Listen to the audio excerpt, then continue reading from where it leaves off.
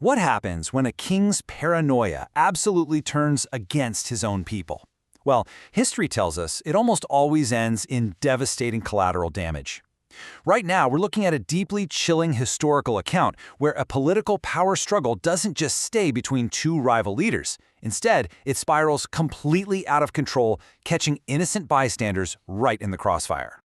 Okay, let's dive into this. Welcome to today's Explainer, where we are unpacking a genuinely dark political thriller from ancient history, the exile of David and the massacre at Nob. So, on one side you've got David. He's been forced into exile, going from an absolute royal insider to a hunted outlaw on the run. And then on the other side we have King Saul. His grip on power is slipping fast, and it's being replaced by this deep, all-consuming paranoia.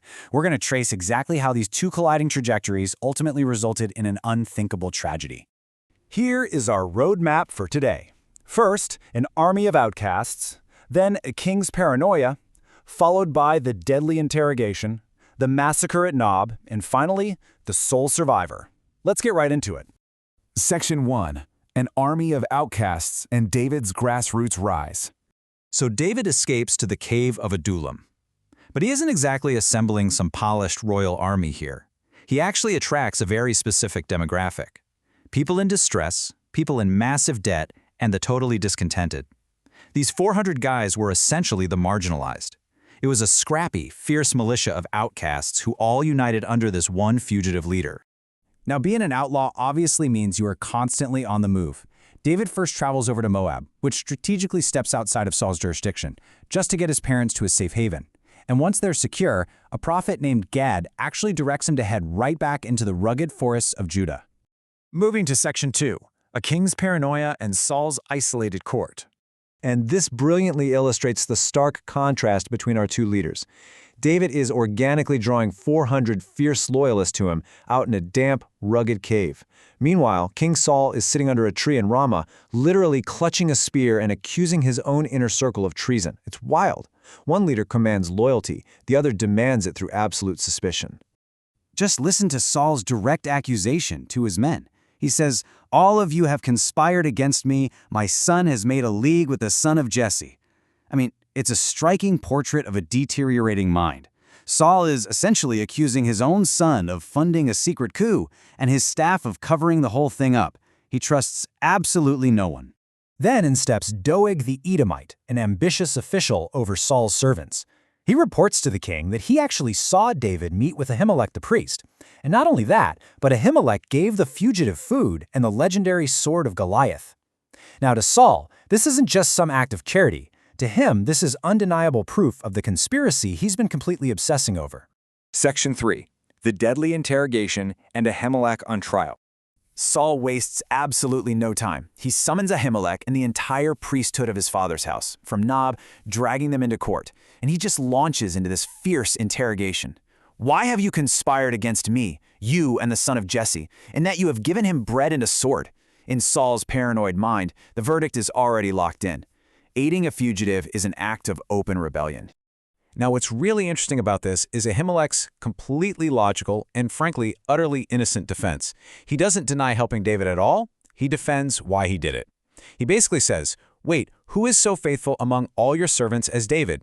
I knew absolutely nothing of this whole political rift. He was just helping a highly decorated veteran, totally unaware of the deadly crossfire he had just stepped into."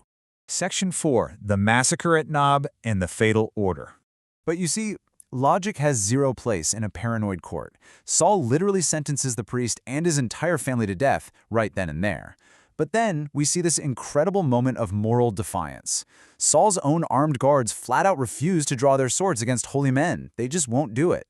So Saul pivots to his informant, Doeg, who has no such moral hesitation, and the execution begins. 85. Just let that number sink in for a second.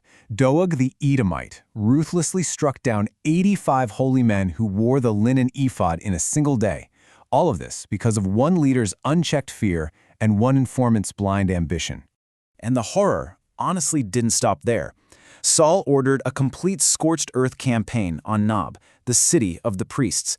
Men, women, children, infants, oxen, donkeys, and sheep. Everything breathing was put to the sword. It was the complete, horrific eradication of a community of innocent bystanders. Section 5. The sole survivor and the heavy cost of loyalty. So the crucial point here is that miraculously one single son of Ahimelech, a man named Abiathar, escapes the slaughter. He runs straight into the wilderness to find David. And when David hears the devastating news, he doesn't deflect. His response is profound. He says, "I knew it that day when Doeg the Edomite was there that he would surely tell Saul, 'I have occasioned the death of all the persons of your father's house.'" David takes that heavy burden of responsibility squarely on his own shoulders. In the wake of this immense tragedy, David offers the orphan priest a safe harbor. He tells Abiathar that whoever seeks his life seeks Abiathar's, but together they will be in safeguard. He takes the sole survivor under his wing, permanently tying their fates together as they face a shared enemy. We've seen a grassroots movement born in a cave, and a city completely wiped off the map by a paranoid king. And it leaves us with this haunting question. What is the true cost of political survival when innocent bystanders get caught in the crossfire? It is a stark, heavy reminder of the deadly ripple effects of unchecked power. Thanks so much for joining me for this explainer, and keep questioning what you see.